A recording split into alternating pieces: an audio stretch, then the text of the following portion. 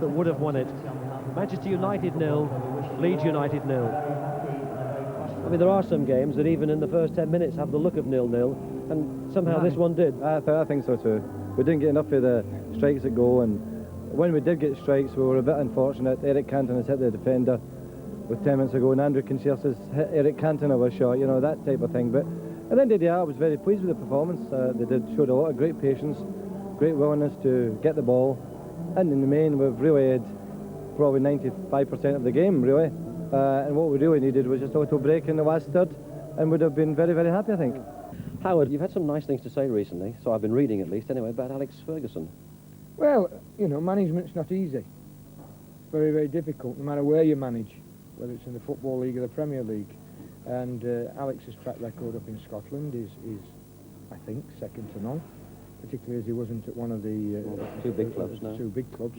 And he's come down here and he's taken on a mammoth task insofar as they had a monkey on the shoulder over the Championship. Looking at the club from the outside, you know, there's been lots of things done with the youth and so on and so forth. There's a difference between being a club manager, which a lot of us are expected to be in this country, and a team manager. You know, and I know a little bit about, because the last two clubs I've been at, I've been the club manager, and I know what's involved, and I know the expectations of a place like this. So he's coped with all that, and eventually he's given them the success they've a right to expect. But it doesn't come overnight. Howard Wilkinson did his homework today, didn't he? Because Leeds coped well with Manchester United. They did. I mean, in Fairclough in particular, sort of frustrated Cantona, didn't he? Dorigo stuck very close to Kanchelskis, Pemberton, you know, on McClare, wherever you look. But for me, the most absorbing little tussle was between the two youngsters. That was Ryan Giggs and Gary Kelly, of course. I mean, we know all about Giggs. We've spoken so many times about him. But, I mean, Kelly playing at right back for Leeds, I mean, really his speed here. Not many people, all right, got his arm in, but not many people would have got back, certainly with Giggs. I mean, he's caught my eye for his attacking play, because he used to be an attacking midfielder, but today was a big test for him defensively, and I thought, you know, Giggs, who was over on his favoured left side, and I thought, you know, he was probing and testing him out all afternoon, but Kelly was always there, timed his tackles superbly, as we saw on that particular occasion, and looks as if they've solved a right-back problem that Leeds have had, since Mel Sterling got injured, didn't he, late on in their sort of championship year. But he does love to go forward. Today, this was one of the few attacking runs, which he does so often at Elland Road, but there, I think Ryan Giggs saying, well, if you won't let me do that at one end, I'll make sure you won't at the other. But that was a great tussle, although in the end, there were few attacking chances, weren't there, for both sides. And I think United have settled they're going to be games at Old Trafford, that, you know, in the remainder of the season, where they are going to have to be sort of patient and gradually wear down sides. They're drawing a few games, but there's no real sign of any cracks. No, I mean, what all the other clubs wanted are 2 or 3 defeats, isn't they? But they're picking up points, and they had 3 key players out, didn't they, today? Trevor, thank you very much. Well, last season's runners-up, Aston Villa, have found they're going tough this time round. Blackburn finished 4th last term. They currently stand 2nd. The aim, of course, to catch Manchester United. John Motson was at Villa Park to see whether it would be Villa or Rovers that would start the year on a high note.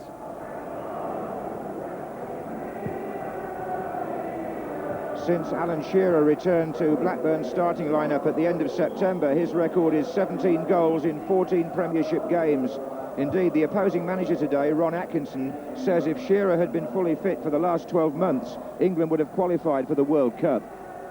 Villa's own centre-forward, Dean Saunders of Wales, also experienced World Cup disappointment, but he was back to his best at Norwich on Wednesday when his jet-propelled winner was his first Premiership goal in open play since September the 25th, the day that Shearer's sequence started.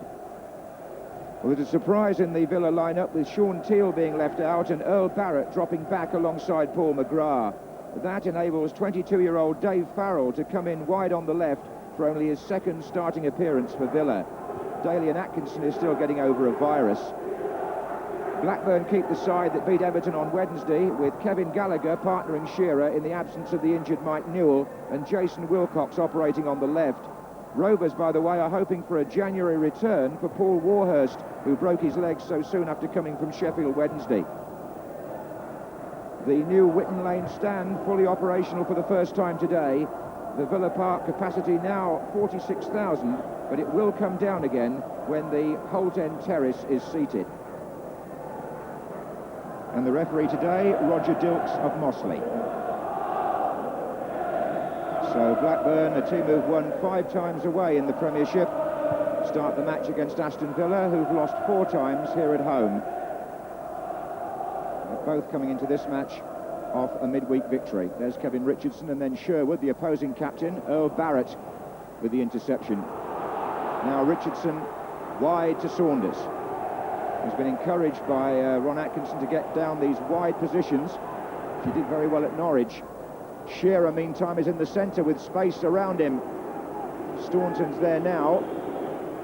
This is Ripley. Staunton to Farrell.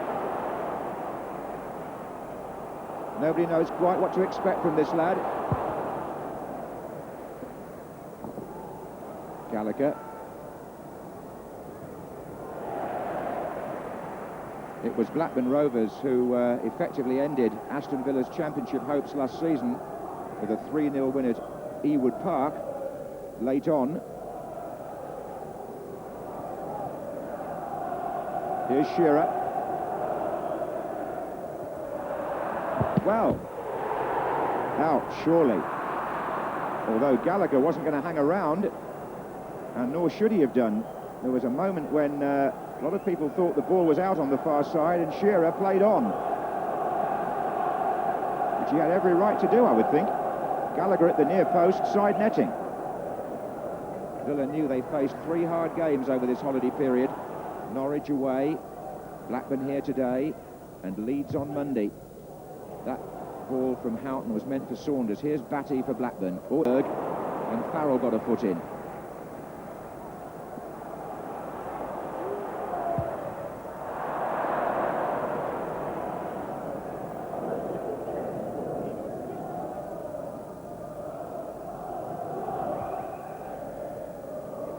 Here's Richardson.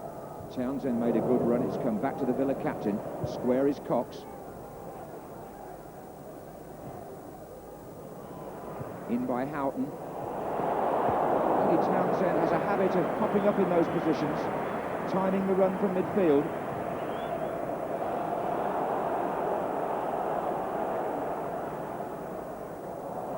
Didn't collect, and it went to Staunton, and now to Farrell, up against Henning Berg. Villa have 3 players waiting in the middle, but Berg read the way Farrell wanted to go, and Sherwood enables Ripley to launch a counter-attack. Shearer and Gallagher waiting. Shearer! That was the best opening so far, and it happened all too quickly for Aston Villa, who lost the ball, and then Ripley broke and knew exactly where Shearer would be, and that wasn't far away. Shearer really is a class act anywhere inside the penalty area, sometimes outside as well for that matter. But he knows exactly when to time his run and where to go. Sherwood finds Wilcox again.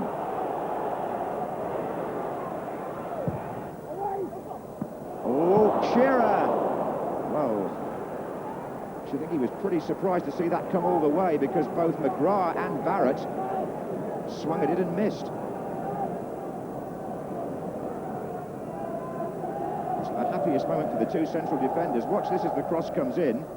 One misses it, they both miss it, and it's really full marks to Staunton for covering on Shearer.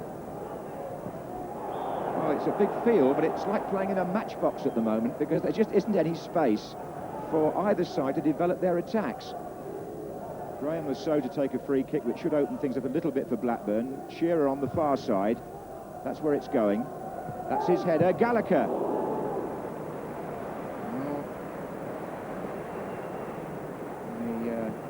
Final effort well away from goal, but it was brilliantly won here by Alan Shearer, getting up in front of and above Earl Barrett to make the opening.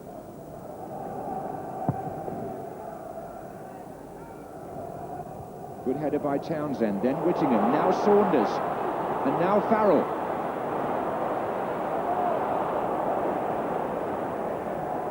Well, the newcomer, or comparative newcomer, Dave Farrell, is having quite a difficult task getting past Henning Berg, and I'm sure that was a bit of encouragement there for the youngster from Steve Staunton, because Saunders put him in possession here, but Once again, the Norwegian knew exactly what Farrell was trying to do and blocked his path. That's been the pattern in this first half. Oh, it was Houghton with the back pass, which forces Bosnich to kick.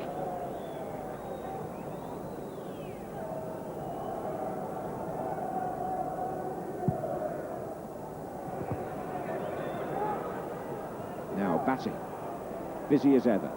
Wilcox. Lasso's also in the attack here. Oh, he's done well. Oh, and Shearer was there. And Blackburn take the lead. Alan Shearer scores his 20th goal of the season, courtesy of Graham Lasso. Well, it needed a man to come from deep to really create something in this game, and that's what Lasso did. He got away from Cox, fired it back, and look at that finish, so precise from Shearer, who has now scored 18 goals in the last 15 Premiership games since he came back into the starting lineup. It's a hot streak, to say the least, and it's given Blackburn the edge here. Ripley. Oh, they've got players over here, Blackburn. Wilcox didn't make the most. Oh, look at that header from Barrett. Villa are rattled. Twice there, they almost put the second goal on a plate. And Kenny Dalglish's side have earned their lead.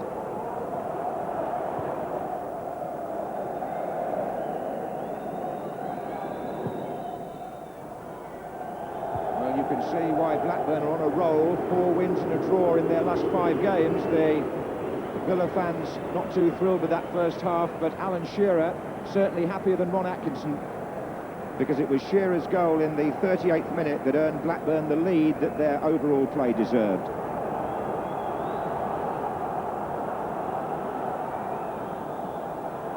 Whatever the prophets of doom may say about the standard of English football, and a lot's been said recently, more and more people want to watch it. We've had huge crowds over the holiday period, and Aston Villa report their best of the season today.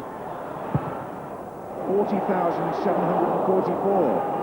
And they start the second half on the attack, with most of those inside the ground hoping for an equaliser. Steve Staunton's gone running across.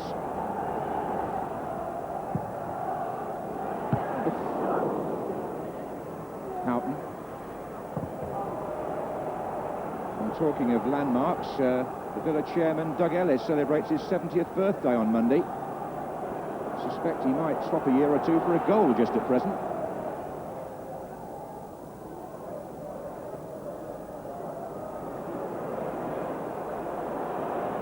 Barrett and McGrath have got it all on back there, just to shake off the attention of the two strikers who are defending in the opposing half, if you see what I mean. Preventing Villa from moving forward.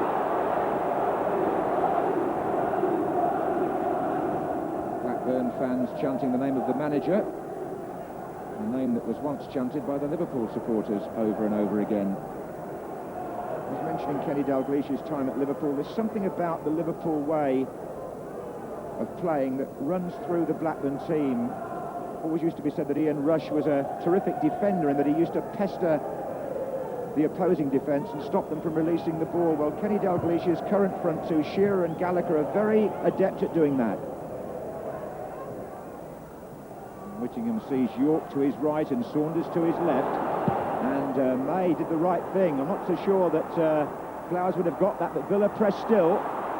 Whittingham, Batty's back there, but Houghton closes them down, and the Holt end urge Villa to keep this going. They've not had many periods of sustained attacking Aston Villa in this match. There could be one building up now. Indeed, a free kick for the foul on Houghton. Batty protests, but Roger Dilts is firm. Now, Villa supporters in the 40,000 crowd really getting behind their side. It's going to be Staunton to lift it in. Oh, he's driven it! And that took everybody by surprise, apart from Tim Flowers, who got down splendidly. Staunton driving it round the wall and well held.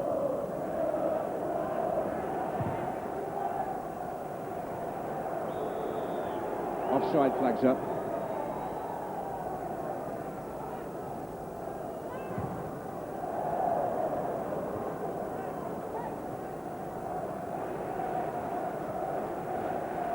Well, you can understand why Blackburn's away record is so impressive. Curiously enough, Villa's is probably better than their home form as well, and when you think of Norwich, it seems that some teams are quite happy to play away. York, Houghton, Saunders wants it far post, he's there, Saunders, great save, Flowers. How he got there I'm not quite sure, but it was a wonderful save, because Saunders looked odds on to score, and it was Villa's best chance and best move of the afternoon, and the world's most expensive goalkeeper denied them the equaliser. From the other angle, Tim Flowers has got back a long way across his line. Saunders hasn't got that much to aim at, but Flowers falling backwards does well to keep the ball out, even though he falls into the net. It wasn't to be Saunders' day, not then. Oh, it's a good ball. Hendry to Wilcox. Gallagher and Shearer in the middle.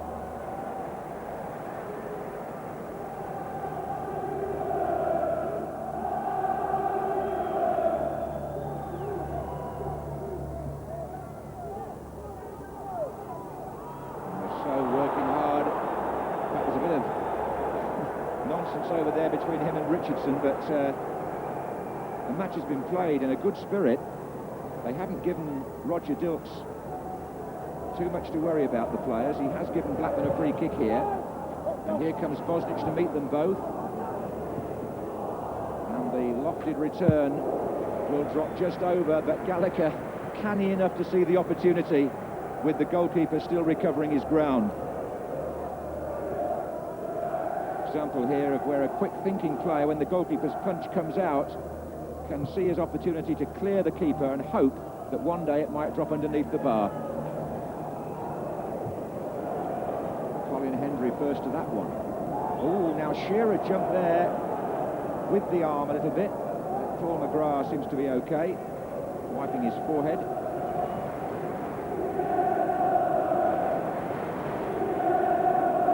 Teal.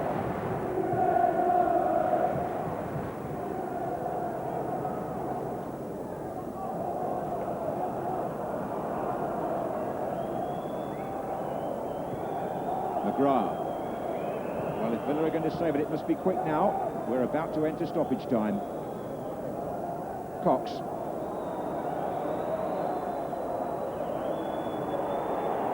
Oh, Dwight York. And Townsend. Corner. Maybe there's hope here for Villa at the last. Desperate block by Hendry to prevent York, but they forced the corner. Cox to take it. It's a low one, and Richardson's there, but it comes all the way back to Sean Teal. And the referee blows, and Blackburn take the 3 points, their 6th away win, Villa's 5th home defeat. And Alan Shearer, well, I started by saying that Ron Atkinson had paid him a huge compliment this morning, and the valuation of the England centre-forward, both by Atkinson and Dalglish, is vindicated here. He scored the only goal, and Blackburn's overall performance well worthy of the victory. People say that Manchester United are going to be impossible to displace at the top. I would venture to suggest that Blackburn Rovers will take some shifting from second place, the way they play today. Alan, you keep rewriting the goal-scoring figures. I mean, I'll just give you one. 18 in your last 15 Premiership games. This is some hot streak you're in. It's going very well for me, not only for me, but for Blackburn Rovers as well. As I've said before, and I'll say it again, it's a credit to the rest of the lads and to Blackburn Rovers for the chances they create for Alan Shearer. Everybody's talking about Shearer. He's averaging more than a goal a game since he came back. How good is he? Well, as I showed again today, there's more to his game than goal scoring. If he hadn't scored today, it'd have still been terrific. He's got to be one of the best. Long may it continue. Goals going in. Now, what about this championship race? You have actually managed to cut the gap. It's still a large one, but is it still open? Can Manchester United still be caught, possibly by Blackburn? Well, I mean, the old saying is there's a long way to go yet. I think it's 12 points now, yes, with the game in hand. So mention the game in hand. Yeah. It could come down to 9. Yeah, we can maybe get it down to single figures. Man United are not uncatchable. There's a lot of people saying that Man United have won the league, including 1 or 2 people on television this morning. But there you go. That's their opinion. All we can do is concentrate on Blackburn Rovers' form. And at the moment, that's very good. Blackburn starting to click. Why do you think that is at the moment, Trevor? Well, they're full of confidence, and more than anything, what struck me today, I mean, was their positive approach. I mean, any side that's chasing Manchester United at the moment realise they've got to go for 3 points, and it was very evident right from the kick-off. That was what was in sort of Blackburn's mind, and I think no one more epitomised that than Graham Masseau, who you know, created the goal. But in the opening 5 minutes, he made 2 runs that you don't expect a full-back playing away from home. I mean, he used to be an attacking midfielder. Here he's surrounded by Aston Villa players, and in the end, he tries to bulldoze his way through old Barrett, and quite rightly, as he bounces up looking for a penalty, he doesn't get it. But that approach was Blackburn from the off. Kenny's obviously installed that. Here he picks it up deep in his half and then sets off again on another long run. And you know, quite often fullbacks at this stage, as he checks inside, Paul McGrath would have passed it on to somebody else, right, you get on with it. But no, he wants to go on, he toe ends it past McGrath, and again it's old Barrett who comes across and makes a very important interception. But those 2 forward runs were in the first 6 or 7 minutes, but you know, I think Villa didn't quite realise he was going to continue that. Here he is, in a winger's position, isn't it, sort of 5 minutes before half-time, surrounded by 2 players, nutmeg with Neil Cox, and then as he just tries to get in the second tackles, got that awareness to pull it back, and Shearer typically finds that couple of yards of space and tucks a vital goal. But I thought they thoroughly deserved the win. Very impressive, and probably playing now as well as at any time under Kenny's reign, I would think. That was a great goal for Blackburn. But David Batty is also playing so well. That's been an important signing. Was the tenacity which he supplies, was that something you think Blackburn might have been lacking? Well, I think so. I mean, they bought Warhurst, and they were a bit unlucky when he got injured. He was playing in a midfield role. But, I mean, Batty now, certainly, I mean, he's winning tackles, which we always knew that he did at Leeds. But now his partnership, I think, with Tim Sherwood is developing all the time. I mean, Batty would be more the holding midfielder that he used to be at Leeds. But his use of the ball is excellent. And here you see, as the ball's not back to him, it's Sherwood running from midfield, getting into those little channels. All right, he's pulling out Earl Barrett there, and more than anything, what the 2 central midfielders are doing, they're looking for their wide people. Ripley on this occasion, but I mean, they weren't against any slouches in the central midfield of Villa. I mean, Richardson certainly and Townsend, very experienced players, but here Sherwood just beats Townsend to the ball. As Richardson comes in, he releases it to Batty, and they win possession, they get it, and they feed the wide people. Wilcox on this occasion, Ripley the other side, and that gives the service then to Shearer in the middle. And again, Sherwood, instead of just hooking it forward, chests it down, lays it off to Batty. He picks it up again, he looks around to see if there's anything on down the centre. It's not, he doesn't want to concede possession, so again he says to Stuart Ripley, over to you, take on the fullback. And that was the sort of, I think, the story of all afternoon. And those 2 in particular commanding a lot of possession for Blackburn. Blackburn impressive, thanks Trevor. Well, here's 4 more of today's matches, starting with an all-London affair. The Dons of Wimbledon were gunning for Arsenal. On the 6th day of Christmas football, Arsenal have already won 3 times and scored 10 times. Yes, Arsenal. There'll be no more jokes about them whilst Kevin Campbell and Ian Wright are hitting it off. At Wimbledon today, Campbell took his personal haul to 7 goals in 4 matches. He says he's benefited from a bit of tinkering with Arsenal's style of play in recent games. Ray Parlour also played a prominent part today, giving Arsenal a 2-goal lead with barely a quarter of the match played, smashing his first of the season through the clutter of penalty box bodies. Wimbledon weren't without their chances, John Fashanu in particular, but on each of the Arsenal goals, the Wimbledon defence missed a chance to clear. Scott Fitzgerald the culprit early in the second half, but look how quickly Ian Wright reacted. His 22nd of the season, but crucially, he now has a friendly rival in the scoring stakes. Before, I was asked to do things that I'm not really good at, whereas holding the ball up like Alan Smith, and he's the best man in the country for that, really. So that weren't really my game, but now I'm starting to run onto balls a lot more, and that's my strengths. So we're playing to my strengths, so I've got to be happy. Campbell's one-time contemporary at Arsenal, Newcastle's Andy Cole, continues to match his old colleagues goal for goal. Injury-plagued Manchester City mounted a 5-man defence to keep him out and succeeded for all of 28 minutes. Peter Beardsley inevitably playing a part, Cole giving him the nod of approval. He's up to 27 goals for the season now. His second today, made by Lee Clark, was right on the stroke of half-time and right on the offside borderline. But Cole's not the type to hang about and look for flags. Manchester City have slipped to 19th place, just a point out of the relegation zone now. The happiest manager down there today made a happy homecoming to Swindon's county ground.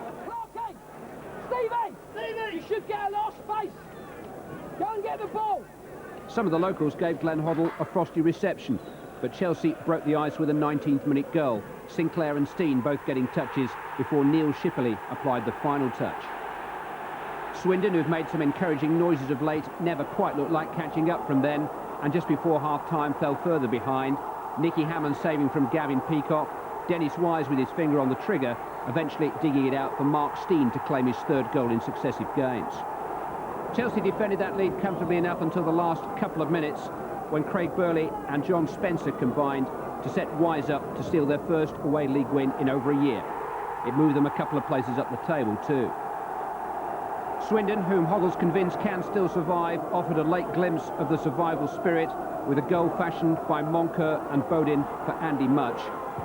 But with two long-awaited wins in 5 days, it's Chelsea who are showing the early New Year resolution. Well, we're not out of the trouble that we've got ourselves in, that's for sure. I said that to the players, but obviously I can see the confidence coming back in there, on the pitch and off the pitch, and I'm seeing good habits that we had at the beginning of the season and that I've seen on the training pitch. So I feel that we're starting to turn the corner, and we've got to maintain that run now. Not since Liverpool were at Swindon in the opening week of the season had they taken maximum points on their travels until today. Neil Ruddock gave them a 57th minute lead at Ipswich with a crashing header that broke the goal line defences. But Ipswich, unbeaten in 8 before today, levelled the game with a real hangover of a goal. Nigel Clough's careless pass, matched by a miss-hit shot from Boncho Genchev, seized upon by goalscorer Ian Marshall as Liverpool raged in their search for an offside flag. Their search for a deserved winner carried on right until the last couple of minutes. John Barnes back as a substitute with the will and the wherewithal to make life difficult for keeper Craig Forrest. Robbie Fowler hit the bar, Ian Rush hit the winner. Liverpool's next match, the small matter of a visit from Manchester United on Tuesday night. Well, we saw another goal for Ian Wright there. We've seen a goal for Alan Shearer, 2 for Andy Cole. And really, when you look at strikers like that playing in the Premiership, we've been taking a look at their records, and Ian Wright, 79 goals from 111 games, Alan Shearer, 42 goals from 51 games, and Andy Cole, 39 goals from 37 games. Well, you can't do much better than that. It's great that there's so many good scorers around, Trevor. Well, those three, I mean, the strike rate there is incredible. I mean, Ian Wright, 79 goals, 71%. Andy Cole's even ahead. They're different types of player. Wright's pace, Shearer's got that all-around running ability, and Andy Cole twists and turns and thrives off Peter Beardsley. But a great trio for any England manager builder. I'm not sure I can remember 3 strikers scoring so many goals at the same time. No, certainly not.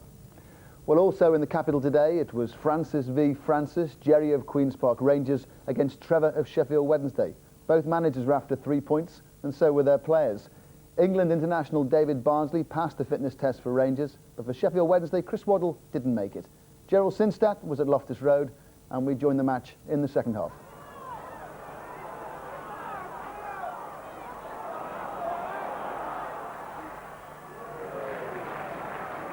Walker across to put it into touch.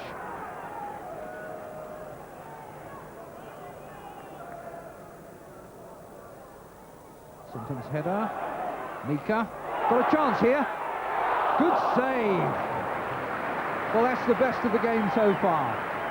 Mika suddenly had a yard of space, balanced himself and shot well. What a good save from Preston. Brevet. Oh, now Watson is away. Bardsley's got to go after him. Watson on his own. Can he get there? Oh, great tackle from Bardsley.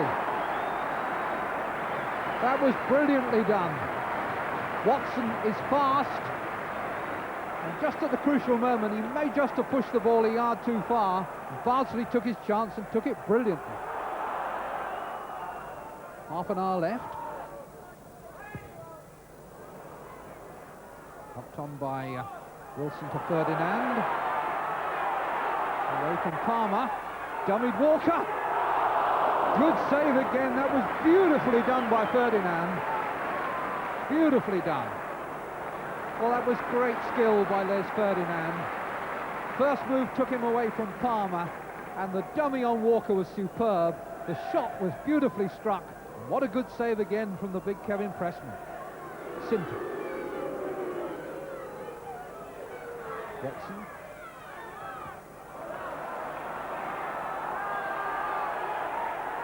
Ferdinand now. Against the bar. Ferdinand had lost Palmer, but referee indicates that Ferdinand used body or arms illegally against Palmer, so even if he hadn't hit the bar, it wouldn't have been a goal.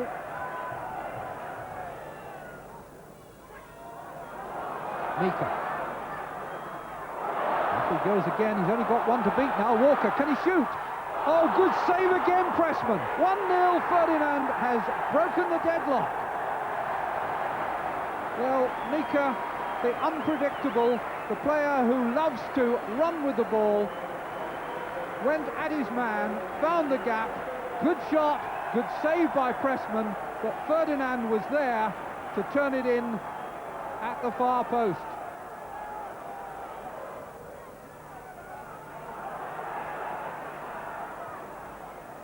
Nilsson. Good header. Mr. Versatility does it once again. Mark Bright meeting the cross and putting Wednesday level. Sinclair.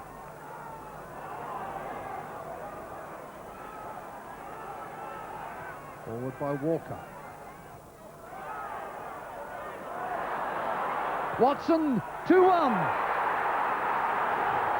Suddenly the goals begin to flow, and Sheffield Wednesday have come from 1 down to 2-1 up in the blinking of an eye.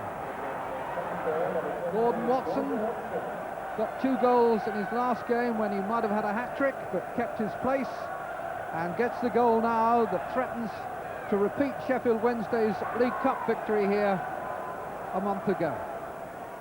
Wednesday very much in the dictating position. Goal up, stoppage time, ball in the opposition penalty area. Goal taken on, and against the post. I think from Hyde, right at the end.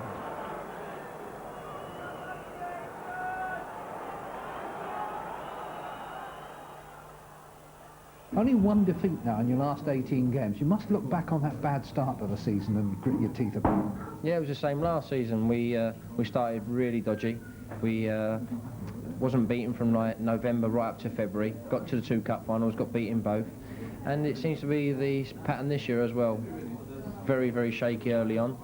Come November, 1 in 18 we've lost. So hopefully on Monday we've got Tottenham. We'll make it 1 in 19. Tremendous grind, isn't it? Tottenham game is going to be, what, 4 games in 7 or 8 days? Yeah, we're fit enough. We don't do anything else. We're home at 1:30 every day, so it's not a hard life, is it? The Sheffield Wednesday revival continues. Good work if you can get it. Still 4 Premiership games to show you. All 22 clubs were in action today. The first time that's happened all season. Here come the goals. The first Premiership goal of 1994 came at Goodison Park. But it's little surprise Everton weren't the scorers. They hadn't found their net in their last 5 matches. Tim Breaker did with just 6 minutes gone, his looping header sealing victory for West Ham. Everton without a goal in almost 10 hours since Jimmy Gabriel took caretaker charge. The club tonight did a U-turn and announced a full-time manager will be appointed with all possible haste. Only Manchester United have a better record on their travels this season than Norwich, who collected their 7th away victory to leave Southampton just 1 off the bottom. Chris Sutton's 14th and possibly best goal of the season just before half-time was enough, and again proved his current worth to Mike Walker's team. But that fine goal won't be the lasting memory from this match. thanks to a 63rd minute confrontation between Francis Bernali of Southampton and Rule Fox of Norwich. Bernali appeared to lash out after being harried by the tenacious Fox. Referee Graham Pole sent Bernali off for violent conduct for use of the elbow. Southampton deep in trouble, second from bottom. Coventry manager Phil Neal thinks his team are a match for anyone right now. Not a good time perhaps for Spurs to be entertaining them after 3 months without a home win. And so it appeared when Phil Babb headed Coventry in front after 25 minutes. Tottenham hinted they might get it right at home with an equaliser just before half-time from Darren Caskey. But it was to be Coventry's day, not least because Roy Wegerle was in the mood, crowning one of his more influential displays with a delightful winner. Ozzy Ardiles said it was Tottenham's worst display of the season, but that's doing Coventry a disservice. When you've gone 10 hours and 21 minutes without a goal, you'll take anything on offer, and Sheffield United certainly did. A dubious penalty awarded for a push by Richard Jobson on Justin Flo gave them the opportunity to end the drought. The decision mystified Oldham, whose manager Joe Royle claimed the officials were as green as their shirts. Dane Whitehouse scored. Another notable decision from referee Robbie Hart led to a second for United just 9 minutes later. Flo was seemingly brought down outside the box, but play was allowed to continue, giving Mitch Ward the chance to fire home number 2. Oldham pulled one back from a corner on the stroke of half-time, Jobson taking out his anger about that penalty decision on the ball with the most venomous of headers. Not enough, though, to prevent a first win in 7 for Sheffield United. There's the table. Manchester United, held by Leeds today, lead the chasing pack by 12 points. Blackburn, who recorded one of 8 away victories in the Premiership this afternoon, lies second. And at the bottom, Sheffield United's win over Oldham sees them move out of the bottom 3. Chelsea's victory at Swindon means John Gorman's side are still 3 points adrift of the rest in last place. Well, the biggest crowd today was always going to be at Parkhead in Glasgow. Over 48,000 turned out for Celtic against Rangers. Billy McNeil and Jock Brown in the commentary box.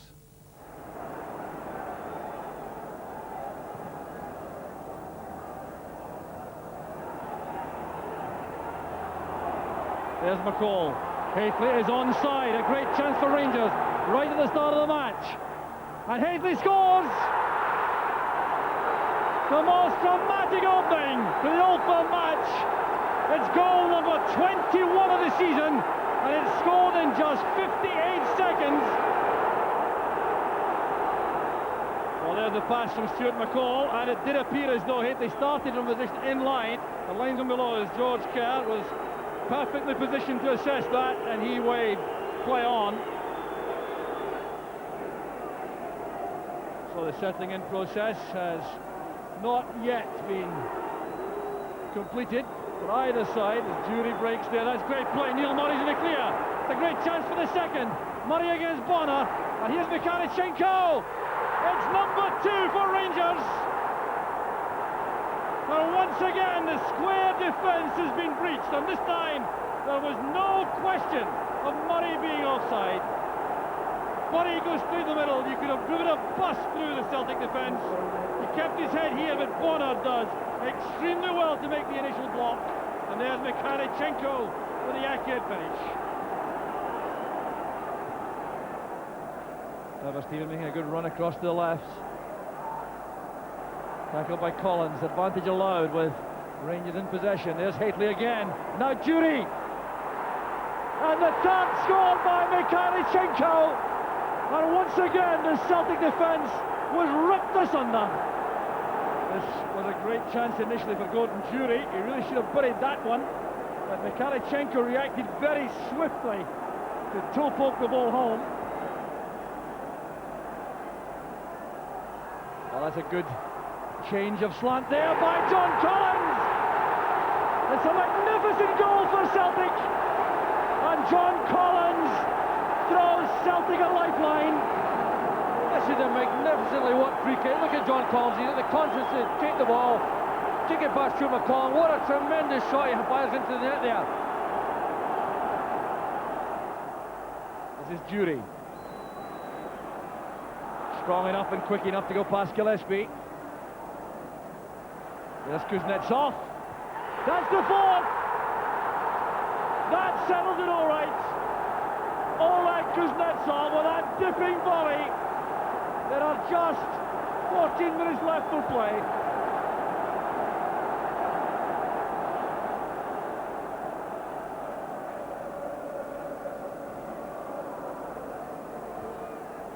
Chance on there for the second for Celtic. It turned in there by Charlie Nicholas.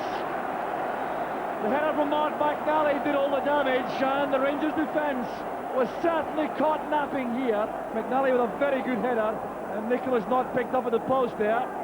It's 4-2 now to Rangers. And Rangers go top. Just time to announce the result of December's Goal of the Month competition. Having agonised and debated at length, Trevor and Alan decided top spot should go to Ian Wright's incredible chip against Swindon. Definitely worth another look. At the £500 with the premium bonds is Ian Bromley of Stockport, Wright, Cantona and Saunders, the 1, 2, 3. OK, time to go home, but it's good to see that the festive spirit is still in the air. By my reckoning, it's the 9th day of Christmas, and at Old Trafford today, a young Manchester United fan was in good voice. Goodbye.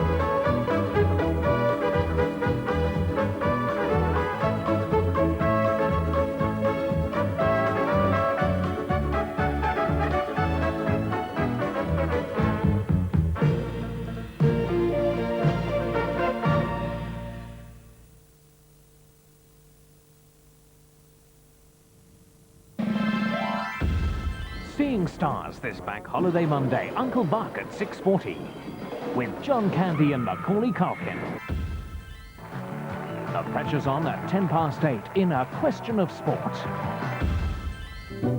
The truth behind family secrets at 9 in Ruth Rendell's A Dark Adapted Eye. We were all there, and none of us could see what was going on. No! At 10:35, The Witches of Eastwick. Let's play some music. Who are you, really? Anybody you want me to be. A magical Bank Holiday Monday on BBC One.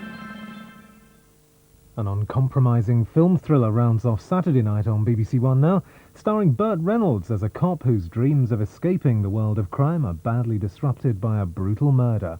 Catherine Deneuve co-stars in Hustle.